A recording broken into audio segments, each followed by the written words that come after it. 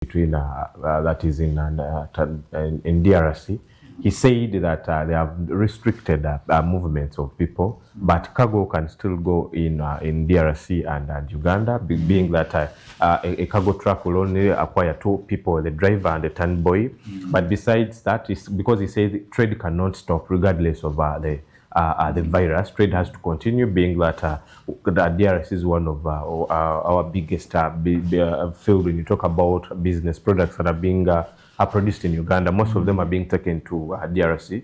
But he came out and said that the 2 governments, the government of Uganda and the government of DRC, they have been able to do a coalition together, setting up medical camps within DRC to see that people, actually he just said that we've set different, a number of medical camps within DRC to make sure that anyone that feels is not okay, he or she can approach and go to the medical camp and get treatment to ease, so that they can fight and also stop the circulation of the virus. But doctor, besides the president's address onto Ebola, do you expect that, being that a few days back we were able, or Uganda as a country was able to be recognized as saying, and the way they have been able to respond to this virus, will it help the country so that the travel bans that have been put onto Uganda can be lifted? For example, travel bans that have been that the UAE is put onto Uganda. They don't allow movements of people from Uganda to UAE and some other countries. So should we say that at the moment we are seeing this travel ban being lifted? Yeah, we can say that we expect that, but you don't expect it in a week or 2. It is always around 60 days or 30 days. There are things that we do out of... okay, now the European societies, for them, they have what you call standard operating procedures. When they talk about, just because we are used to so many diseases here, as a community or the society, we don't look at this as a challenge. But the Western societies are very, very critical. The role of the President of America is to protect American citizens wherever they are. So when they get to know that you are coming from a country that has had just an outbreak, because an outbreak is not an epidemic, it's not a pandemic, just an outbreak.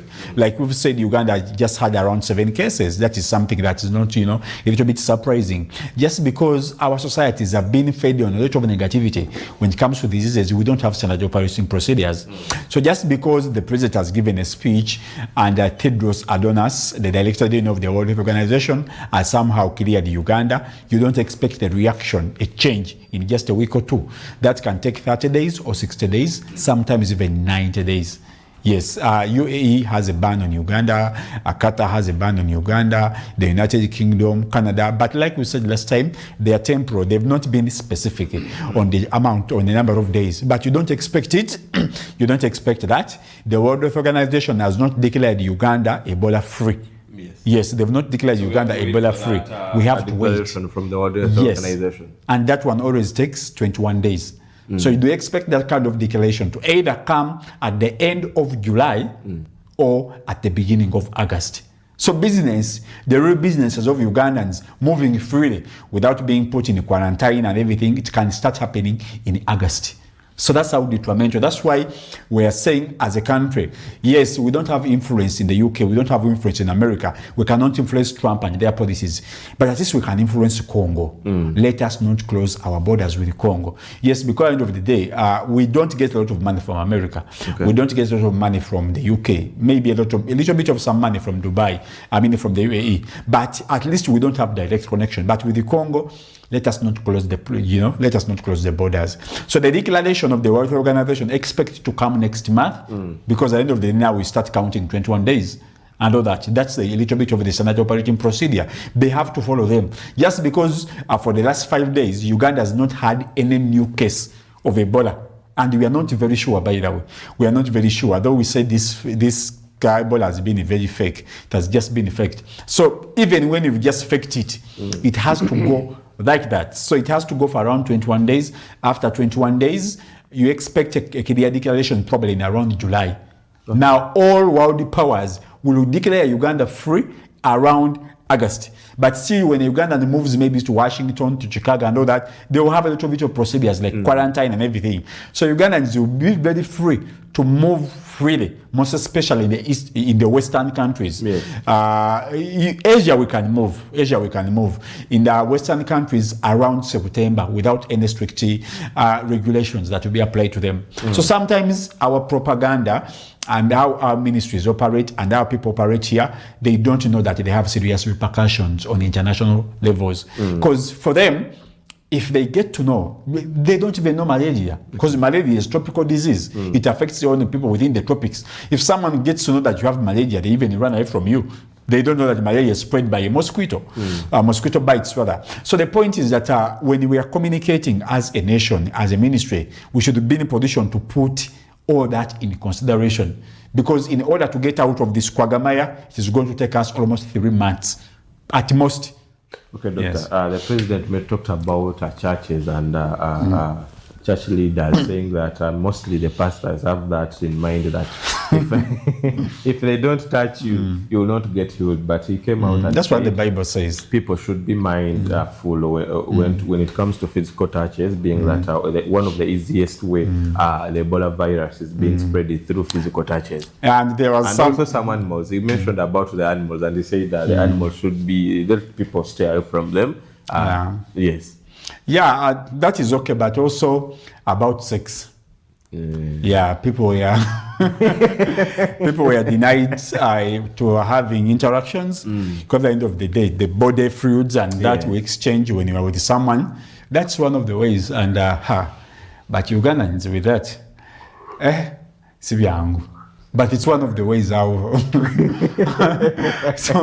so people are being denied that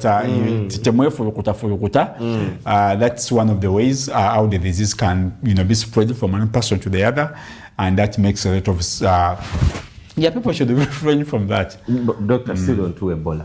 Yesterday, actually it happened, that was on Heroes Day. We saw quite a number of Kenyan protesters. They came out and they stormed the US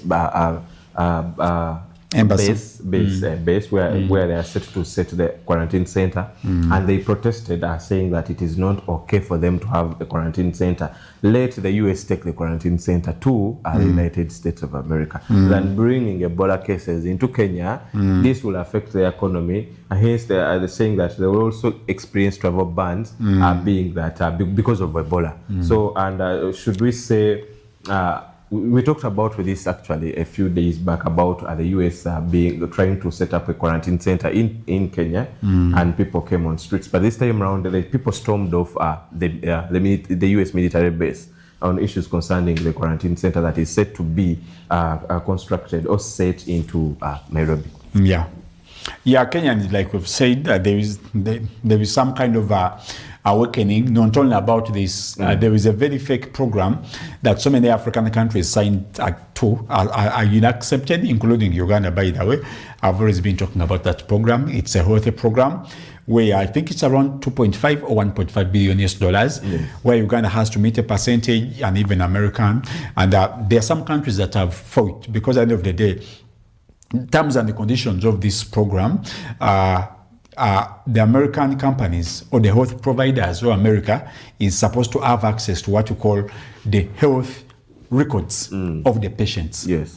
That deal was signed in Nigeria, in Ghana, in Zambia, Rwanda, Kenya, Uganda. But some of the countries that have responded really well was Kenya. Kenyans were like, okay, why should we subject our national records to a foreigner? And there's a little bit of some, and there was a very serious, I was catching some discussion by a Ghanaian parliamentarian. It's called Samson, I'm forgetting the other name. The guy was like, why should we get our health records? Because the condition is for America to facilitate. Now, these were all done through USAID, United States Agency for International Development, but it was disbanded, and Trump made it a doggy that was taken over by this so-called richest man, on the planet, Elon Musk. Yeah, but of course it was disbanded because Elon Musk and Trump had a fallout as well. But the point was, why should we subject our national records or the records of our nationals to a foreign state, and all that? So just like I'm just talking about that to show you how woke the Kenyan society is in some of the issues here. This deal, when it came to Uganda, you didn't hear any discussion about it. It was not even brought to to the public. Yeah, It stopped where it stopped over within the and Ministry of Health. we signed.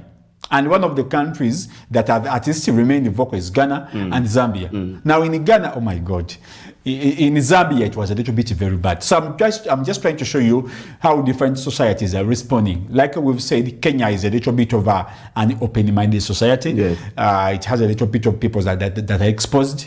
And at the quarantine center, Ruto has been put in position. Remember, they are voting next year. Next year, they are going to the polls again.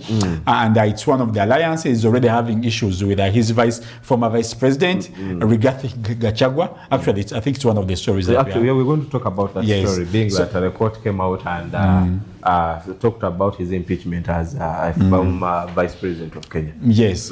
So the point is Kenyan society is a little bit very exposed to that. And they always come in and get involved. So wherever Uganda together, I'm not really sure, but what I remember, the deal was signed by a time Honorable Ruth Acheng was still the Minister of Health. Now that maybe there is Dr. Chris Baryomosi, I don't know if we can revert or we have a discussion or the deal is already out and it's rolled out. Yeah, Ugandans, our health records are supposed to be taken by American pharmaceuticals. Why do you think they take them? I don't know.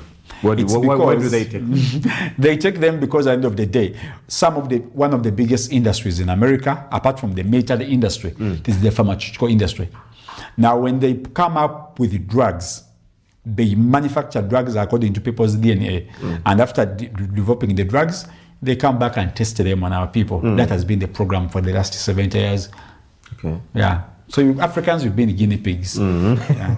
Doctor, still in Kenya, we saw at the High Court in Kenya came out and upholds Rigatha's impeachment. He was impeached as he took on office as the vice president of Kenya after Ruto appointed him. But later on, we saw a contradiction that came out between the two. At first, they were very okay friends, but later on, we saw Ruto losing interest and trust from Rigathi to the extent that he decided to go to form a political party and said he is coming as a presidential candidate come next year.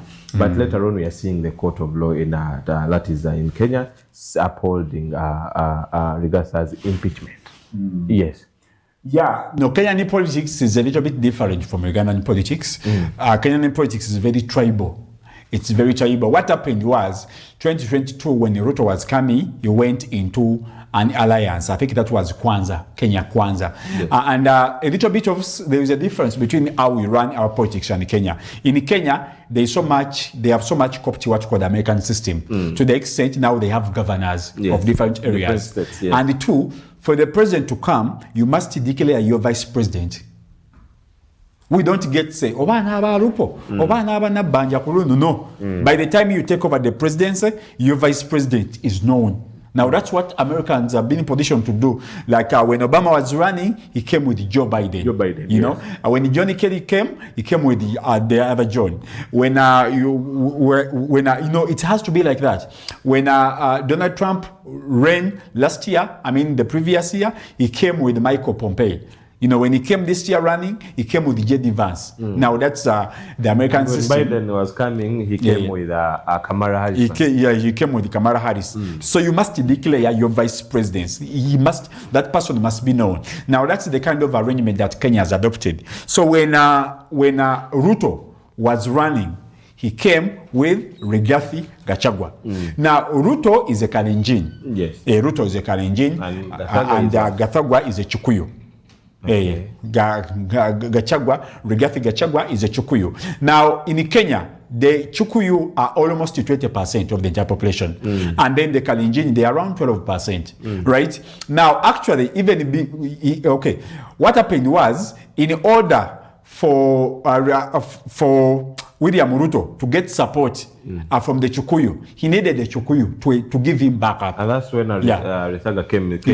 Yes, that's when he was like, let me have a Gachagua. Meaning he had more influence on ground. Yes. And that's why of late, after being impeached, we are seeing here quite a number of people siding with him as a presidential candidate come next year. Yes. And that's why as well took place during the time of Ruto. Ruto and Uhuru Kenyatta Yes. went into an alliance. They called it the Jubilee Alliance. That was 2013 and up to 2017. They went into Jubilee Alliance. Why? Because Uhuru Kenyatta, that is a Chikuyu, which is 20% of Kenyan population. And then you needed to have someone from Moi's political party, from Moi's tribe, because Moi was a Kalenjin, he was coming from the Kalenjin. So they had this alliance that took them over from 2013 up to 2017. William Ruto was the vice president. Actually, between 2013 and 2017, the presidency of William Ruto the vice presidency or the deputy president of William Ruto and the president of Uhuru Kenyatta was very strong and he was very formidable. That is between 2013 and 2017. Now, between 2017 and 2019, the presidency of William Ruto and the vice president of Rigathi Gachagua was very terrible.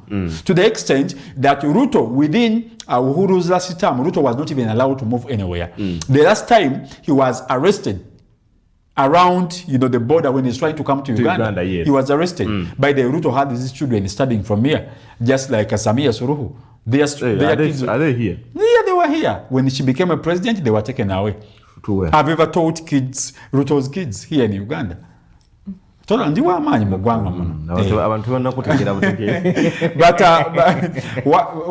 I'm trying to show you is that they were running that kind of alliance. So the Jubilee Alliance is what brought Ruto and Uhuru Kenyatta. They ran 2013, 2017. Even 2017, 2022, they ran together.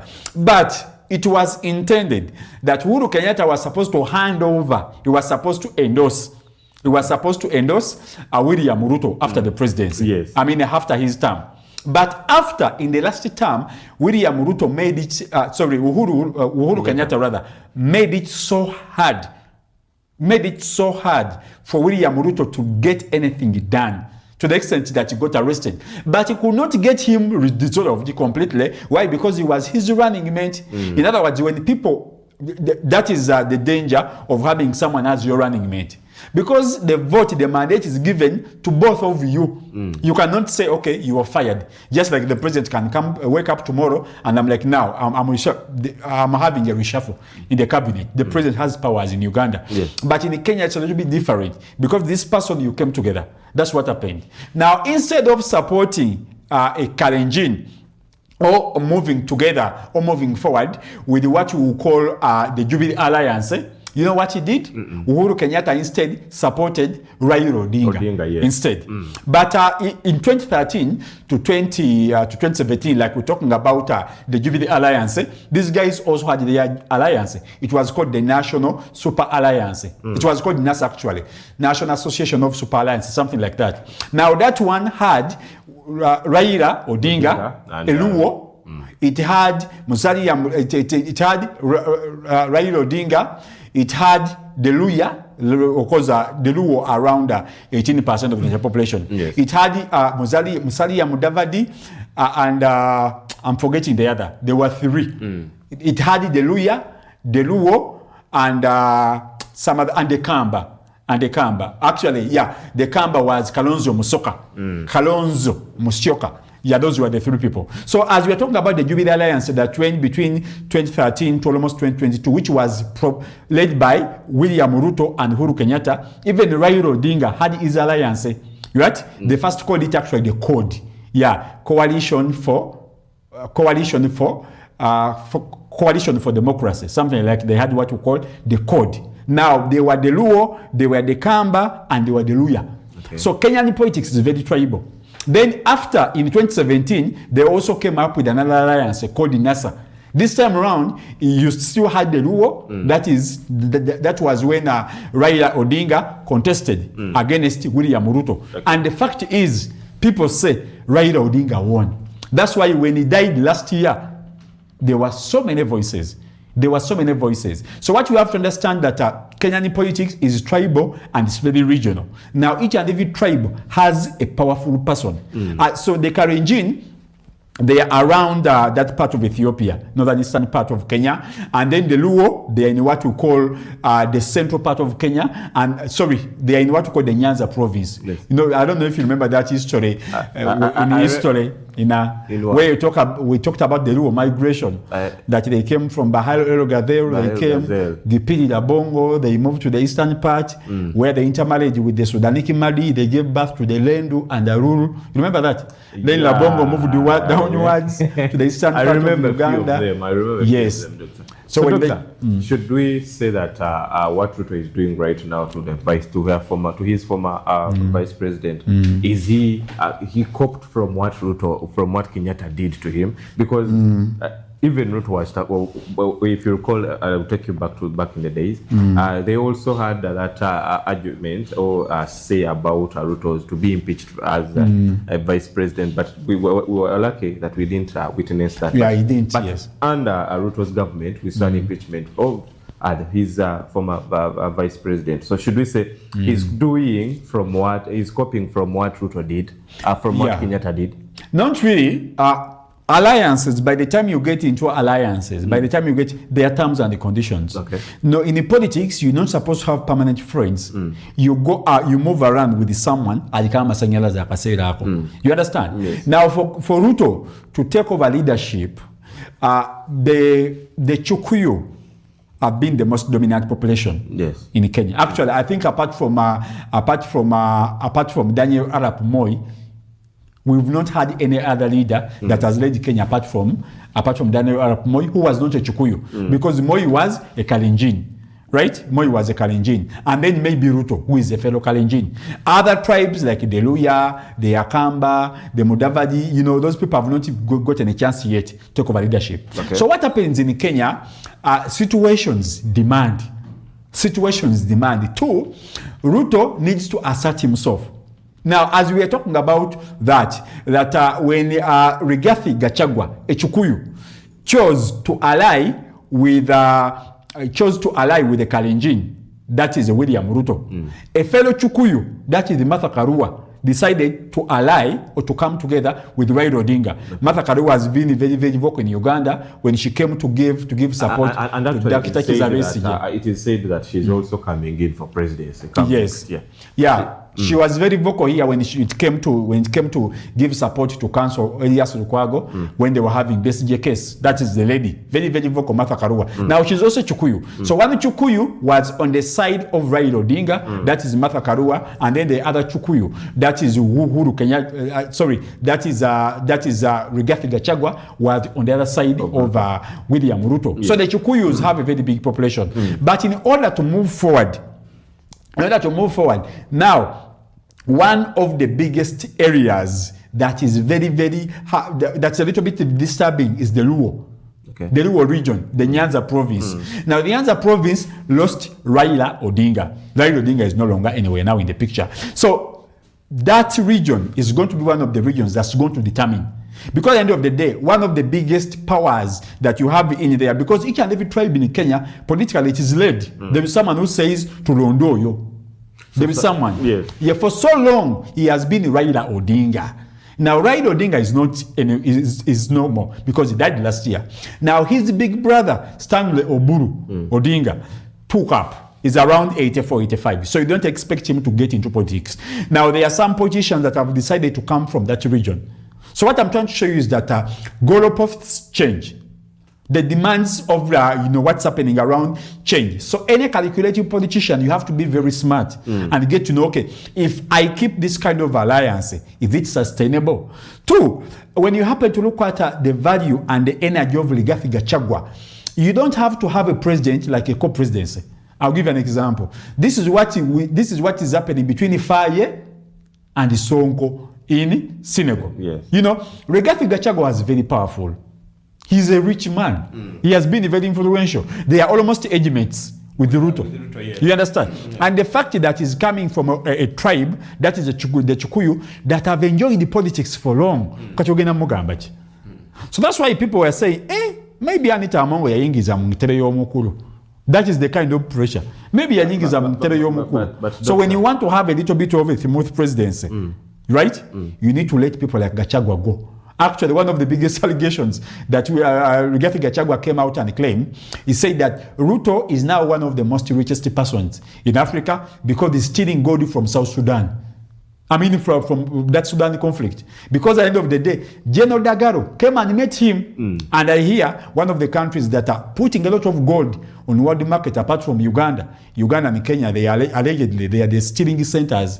All the gold that we steal from Congo, we steal from South Sudan, it is taken away from Uganda. So when General Dagalo came and met William Ruto, the president of Kenya, Kenya's value of exporting gold went so high. So Rigathi Gachagua said, how come? And it's not somehow shown anywhere in the national. So it was somehow, if you come over and allege or put up some kind of allegation at that level, and this is a person that you're supposed to be working with, these allegations came out last year at the end of the day. Remember, this is the vice president having a data talk about his boss, the president. Now that showed that these guys were really falling out, but what is making them fall out is that Ruto is the president, but you don't need to have a co-presidency. That is what brought issues for Joseph Kabila, that however much you are one of the people that so much supported the emergence of Felix Tshisekedi. You don't tell Tshisekedi what to do. Yes. He's a president. But most people that have been so much supportive and mentors, they don't know where to limit. They don't know their limits. They don't know how to limit themselves. That's one of the biggest challenges that the Chukuyos are facing, or the Rigathi Gachagua is facing. But also, the demands on the ground have changed. You expect a lot of tussles in Kenya this very year. Expect a lot of alliances. So we talk about the NASA alliance. Doctor, you mentioned about Raila Odinga being that at the moment will not be able to join the race, being that he's not alive. But I've seen and I've been following up stories on through his family. It is said that the successor, his son, is likely to take on a political career as well come next year for the elections. Because at the moment I've been able to see him rallying around different places, making sure that they put him onto ground so that people get to know him and see the potential that he has come for the 2027 elections in Kenya. Yeah, like we've said for so long, actually from 1980s, the person that has been the strongest political hold or the strongest political determinant within the Luo, it has been Raila Odinga. So much people follow Raila Odinga. Actually, the Kenyans say what Baba can see when he's seated. That was a little bit of and they would call him Baba. Yes, and we're a little bit in position to follow his burial here. Yes, we covered that story so well. So the point is here. Now, Raila's family is still very influential in Kenya. Yes. Yeah. And actually, the wife is a bit, is so influential. Being that she's doing more of the groundwork for the son to be known, to be on ground, so that when they go in for the polls next year, at least the boy has what to say and has something to say concerning the politics of Kenya. Yeah. So when it comes to Kenya, it's not so much about what to say. It's about the name. Okay. It's about the name. When it comes to the Chukuyu, it has been the Uhuru family. It has been the Uhuru family. When it comes to the Kalenjin, it has been Moi family. Actually, people so much thought that maybe Gideon Moi was one of the people that was supposed to come in instead of William Ruto. Yeah, but of course, I don't know how they really played it out to the extent that Gideon Moi went to the extent of supporting a fellow Kalenjin, William Ruto. It has always been like that. If it's the Ruya, you will get to understand that it's Musalia Mudavadi. If it's the Kamba, you don't get surprised that it's Kalonzo Musyoka. That's how it has been planted. It's not about what you're going to do for the Kenyans. We are listening to what the Moi family says. Nebo Jango in a best program, they will always go inside of Moi. That's Kenyan politics. That's how it has been since independence. So now, that's why it is so much moves on alliances. It is not so much about what people would like to say, what people would like to do. That's why, like we've just talked about, it has been alliances, most especially in the last 10 years. So the gap that was left behind, that vacuum that was left behind by amongst the Luo tribe, like I've said, it's the second population, it's the second biggest tribe in Kenya. They need someone that can show them direction. They need someone that can show them direction, and that has to come from Raila's family. So definitely, Raila has been the person that has always been determining and showing the Luo where to go. When he says to Gende wa Kibaki, there you go. When he says let's go and support Uhuru Kenyatta, there you go. When he says that has always been, that's about that Gazabana Kenya for all his time. I mean, most especially the people that are coming from the Luo tribe. I don't know if it's making sense. So that gap is there, and the people that can take it up easily are people that are coming from his family. That's why Stanley Oburu, that big brother of his, Iva Maki is an old man, is very, very vocal right now. Very vocal. Or you know, like Bebadika Masangelaze, most especially amongst that tribe of the Luo. And definitely there is that kind of gap. So probably we might see an alliance. We might see an alliance of the Kalenjin, that's William Ruto, crossing over, because even in the last days, in his last days, William Ruto was very, very, very close to Raila Odinga. Very, very close. But Doctor, do you think Ruto has a bright future in the politics of Kenya at the moment? Because during his regime, we've seen quite a number of protests. You know, everything Kenyans are on streets, to the extent that the parliament of Kenya was stormed by the Gen Z, as they used to call themselves. So come 2027, should we say that still Ruto has a bright future when you talk about the politics of Kenya? Yes. Yes. After the protests that we've been seeing of late? Yes. Prophets, how many people participate? To the extent that the Kenyans, whenever they go on streets, they say Ruto must go. Ruto must go. That's the only word that comes out of the Kenyan mouth from the people. Whenever they are on whenever they are protesting, they say Ruto must go. Ruto must go. So, do you think he has a bright future in the politics of Kenya? Yes. Why? We've always been talking about how demonstrations are facilitated in Africa. So you don't say that someone is unpopular because people are demonstrating. We've just did an example here of what happened in Tanzania, where Tundu Lissu was on the record. He was supported by Western agencies to ensure that Samia Suluhu doesn't get his second term. So, and we talked about how Western powers were in a position to influence the demonstrations in Iran. Okay. And you were like, okay, if America has killed the Ayatollah, why is it that the people of Iran that were demonstrating months before, why don't they join the side of Americans? You know what it means? It means that it was not the people that were demonstrating. They were facilitated. So you don't judge the leaders' popularity or unpopularity by the value or by looking at how people demonstrate on streets. No, they don't mean anything. Most of the demonstrations that you see, they are foreign funded. Okay. Two, politics in Kenya has never been determined by that. Kenyan politics has always been determined by ethnicity. So in the moment you get someone that heads over the Kalenjin on your side, you get someone who heads over the Chukuyu on your side, you get the leader of Akamba, you get a Kalonzo Musyoka, you get Musalia Mudavadi on your side. You have the rest of the tribes. I mean, you have the entire tribe. Because for them, they are very, very ethnic and they believe in their leaders at that level. So politically, for each and every tribe in Kenya, there is someone that they put on head or you are taking it. So what Ruto has to do is to get Oyabate Gedida. And it's very easy. It's very easy. All these guys, the Musalia Mudavadi, the William Ruto, the Kalonzo Musyoka, Rigathi Gachagua, the vice president right now, Kindiki, those are very, very rich men. Very rich men. All of what you have to do is protect their businesses. Like for instance, Raila Odinga was always on the opposition. But he had some of the most thriving businesses in Kenya. In oil. He was a very, very rich man in Kenya, irrespectiveness of him being on the opposition. It is only countries like Uganda where people suffocate the opposition. I'd rather have an opposition that is rich than being, opposed by poor people.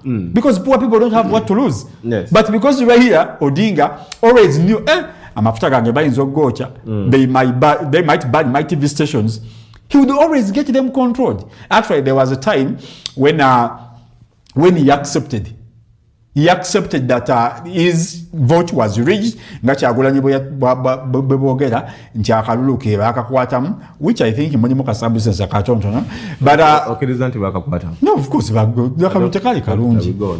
No, tekaali kalungi. Muna Uganda lisawo eddoboozi lyo. Tekaali kalungi. No, tebyanyuma. But what I'm trying to share here is that even in that second demonstration of the Genesis, William Ruto, he went and himself had a conversation with Raila Odinga. Now I'm going, please, you come out. Actually, that's when the protesters were able to come down after the two had met, to the extent that Kenyatta came out and gave out a public information to the public and to the protesters, and they relaxed, and we were able to see the protesters going back home. So, meaning when you talk about the politics of Kenya, Kenyatta, the other Kenyatta family has a very big role in the politics of Kenya. Yes, that is most especially on commanding the side of the Kikuyu. But Kalenzo Musyoka is also very powerful in the Akamba. Musalia Mudavadi is also very powerful amongst the Luya, and then the Moi family amongst the Kalenjin. Those are the biggest. I'm not saying that those are the only tribes in Kenya. There are so many other tribes, but those are the biggest. Those are the biggest. When you get, because all of them at least are the Kikuyu, they are around 20% of the population. The Akamba, they are around maybe 70%. The Kalenjin, they are around 12%. So it is not so much about the popular vote. No, it's not so much about the popular vote. Two, the Kenyan system of leadership now gives each and everyone a chance, because they came up with what you call the BIB, the Building Bridges Initiatives. That was following the demonstrations that they had in 2007 that led to the killing of almost 1,500 people. You know, when those people died, they reviewed their constitution. In 2010, they came up with a new declaration, and they came up with, they called it the BIB, the Building Bridges Initiative. That is the entire system that at least let us ensure that leadership comes back on the different on various levels. That's why you have very serious, powerful governors in Kenya. Someone takes over a very serious region and they command. And actually, they have to say, for example, when a president would wish to visit a certain state, he has to first get permission from the governor, regardless he's Ruto being the president of Kenya. But going to a certain state, without the governor's permission, he will not be able to access that state. Yes, because even those states that we are talking about, or the provinces we're talking about, they are very tribal. So you know, the states are being set up based on tribal. No, they are regional. Like we've said, they come into the Nyanza province, where the Gyokomoro, Gyokowinyi, and the Gyokojoko migrated to. Remember that SST? I don't remember that SST. I will not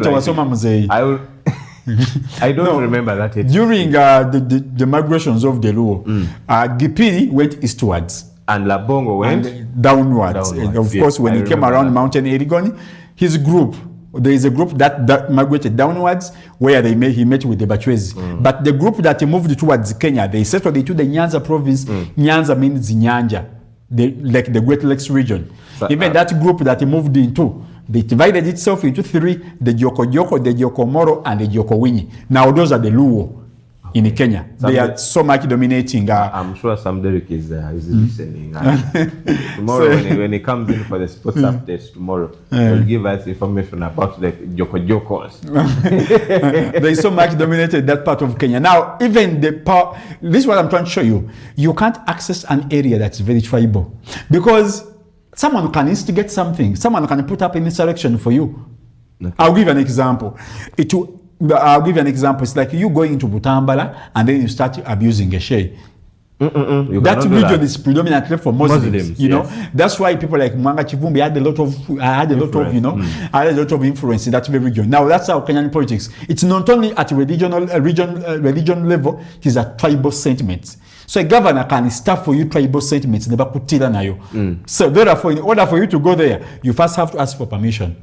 They are very powerful people, seriously, you know, powerful people in India. That's how their politics has been built. That's why it's a little bit very hard to see the government food there or no, because governors at which they have functioning budgets, Okay. You know, they have functioning budgets. Even they have specific ministries that are given to them. If you really wanted to see that, you would have followed the burial ceremony of Raila Odinga. Abasajja bayogera ebigambo.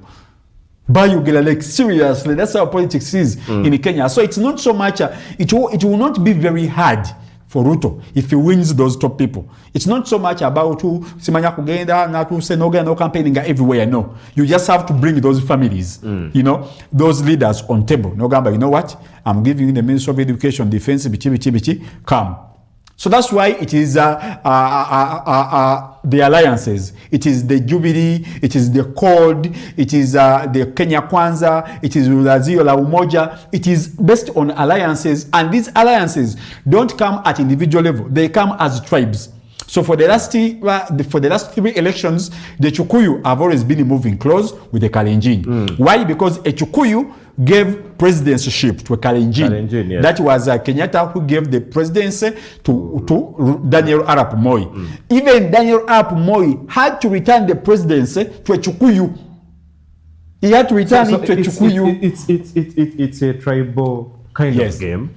They respect, but they are level. I would say, but they are the top dog. There are few, or among the tribes, there are those that are called the top dogs. Yes, the Chukuyu and what the Kalenjin. The Chukuyu and the Kalenjin. Yes, like the Chukuyu family the Chukuyu tribe has always been dominated by the Hulu family. By a certain family. Yeah, by a certain family. For each and every tribe, there is a specific family yes, that speaks. For the Kalenjin, it has always been the Moi family. That's why even Ruto had to get a little bit of some endorsement from Gideon Moi. So for the Luya, it has always been Kalonzo Musyoka. You know, for the Akamba, it has always been Musalia Mudavadi. Now, those are the families. Actually, they are colonial legacies. They are colonial legacies when Kenya got independence in the 60s. These are the families that were a little bit highlighted again. So they have been in the political game for quite a long time. It's because even Raila Odinga was the son of Ojinga Odinga. Yes, you understand? Odinga, yes. So it moves at family level. So for each and every tribe, they have a family. So in order for you to take over the leadership, to take over the presidency, you have to get you have to get a little bit of one prominent member of that family. You promise them, then you get into an alliance. Because all those alliances are all members of KANU. In other words, leadership in Kenya has never gotten out of KANU. It is Kenya African National Union. Yeah. So what they do, all those families that you're looking at, the Mudavadi, the Kalonzo Musyoka, the Moi, and all those families, they've always been members of KANU. It is one political party. So what they do, they don't change the party. They come up with alliances. And if that election gets done in the following election, they come up with different alliance, another alliance, and with another name. Like for instance, 2013, Raila Odinga came up with a CORD, a coalition for reform and democracy. In 2017, he came up with NASA. Okay. You know, in 2022, he came up with the ODM. You know, the same person but different alliances. Ngoyo yatagerera abaluo for all that. For Uhuru Kenyatta, initially he came up with what called the Jubilee Alliance. That was 2013 with William Ruto. 2017, he also came up with the Jubilee Alliance between the Kalenjin, that is William Ruto, and him, Chukuyu. Now in 2022, instead of supporting that alliance, he even crossed and he came to the ODM because they supported Raila Odinga. So it has always, that's how Kenyan politics has been, and they seem to have mastered it. The other difference that they have between us and, you know, all those people that we're talking about that participate in the Kenyan leadership, they are all exposed people. Okay. They are doctors. Most of them have been business owners. But in our no, they are serious. I'm being honest. True. Yes. I'm not saying that you're not true. Yes. Yeah. So they are serious people. Most of them have private jets. Most of them have private jets. They are bankers. And Dr. Yola Streamer. Yeah, they can take this out. What I said it. Yeah, so for them, they don't get better by actually, you don't even stand anywhere. They are all rich men and they are all coming from rich families. But of course, they're the families that have been dominating Kenyan politics for so long. Your last remarks, are we out of time? She. As usual. Thank you so much for watching TV1. A New Day has been a program that you've been watching. My name is Rigani Mugabi, together with Dr. Simalu Charles, and we believe tomorrow being a Friday, we are coming back with more stories. We do a wrap-up of stories that we think that need more shine. We go deeper into them. Skidding Uganda is coming next. Stay tuned and don't touch that dial. A blessed day.